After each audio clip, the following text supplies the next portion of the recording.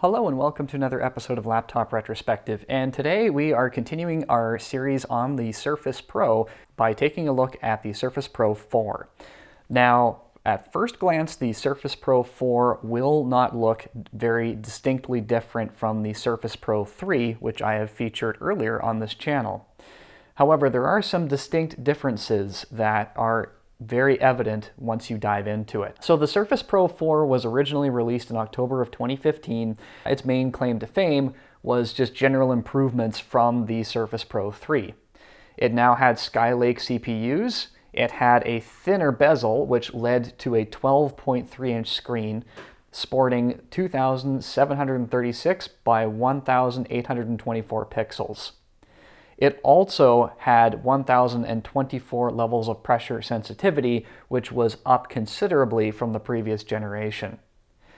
In the i series of CPUs that were bundled with this, it also sported the newer hybrid liquid cooling system, which used liquid inside of the heat pipes to move around heat faster in the device and provide a better cooling experience. Two other things that are worth mentioning is that it is compatible with the Surface Dial after a firmware update. So it is the first Surface Pro that would be backwards compatible with that.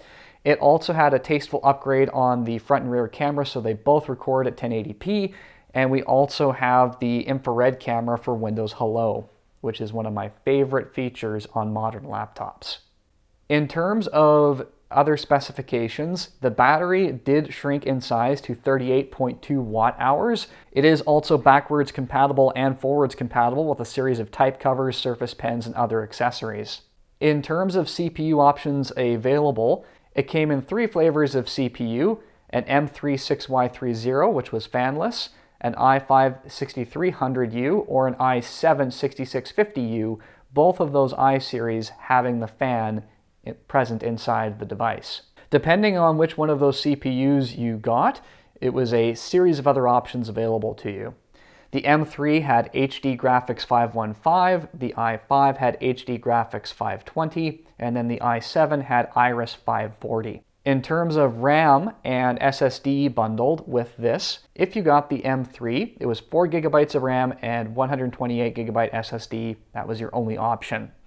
The i5, however, had either 4 gigabytes of RAM and a 128 gigabyte SSD, which is this model here, or you could get 8 or 16 gigabytes of RAM with a 256 drive or a 512 drive.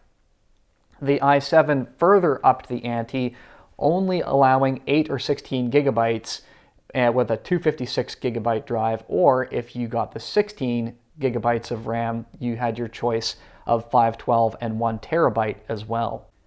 It is worth pointing out that the port selection on the Surface Pro 4 has not changed from the Pro 3.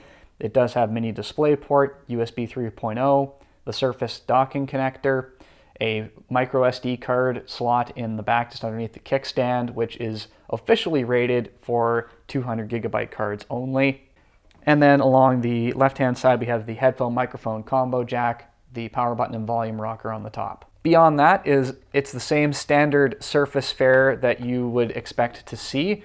It is a very responsive device, even in the year 2021, running Windows 10, and is just a beautiful experience. And there's a lot of value to still be had in these. And the best part about it is that some of the main issues with this device really aren't a problem anymore. And here's what I mean. You see, the Surface Pro 4 kind of became famous because of Flickergate. And if you don't know anything about Flickergate, I'll leave a link in the description down below, but the short version is that about 1 year into the device life cycle, there was approximately 2,000 people that had some significant problems with their devices, and there was a bit of controversy between those customers and Microsoft support. Microsoft did, of course, admit that there was a problem, but the controversy was around how the problem was handled, what was under warranty and what wasn't.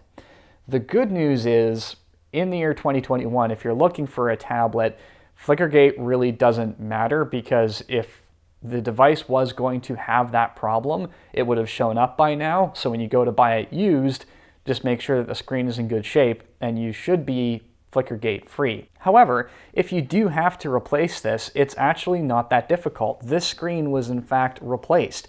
And the person that did it showed me some pictures of the inside, and I'll put those up on the screen. And it wasn't the hardest thing that he ever had to do. He actually commented, like, yeah, you just heat the display up, you're careful, and if the display is already broken, you just put packing tape over top and you just pop it out. The only thing that I'll point out to you is that replacement screens are approximately 120 Canadian dollars, so just keep that in mind if you are buying one that does have a cracked screen and you plan on servicing it yourself.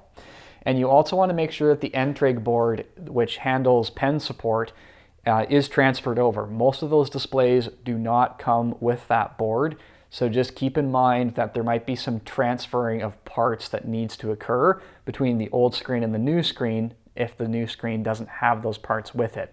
So you don't want to just go in there with like a putty knife and just expect everything to work out okay. You do need to be careful still.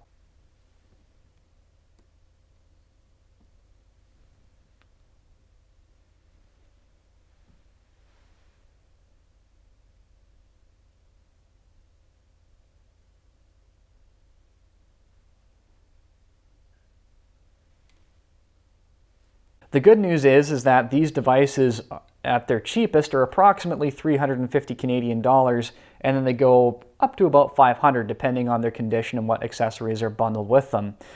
You can still get about 6 hours of battery life with one of these, which is still really, really good, using the screen at a nice bright rate. And to be honest, if you needed an inexpensive Surface computer, this is still an excellent contender right along there with the Surface Pro 3. The Surface Pro 3, though, has some pretty significant value being the older device, but this is still a very excellent product as well. So if you do have any questions about this, I will encourage you to leave them in the comments section down below. And as always, I'll encourage you to do the big four. Please like the video, share, subscribe, and hit that notification bell so you will be notified the next time I feature the next in the series of Surface Pros. Thank you so much, and I shall see you next time.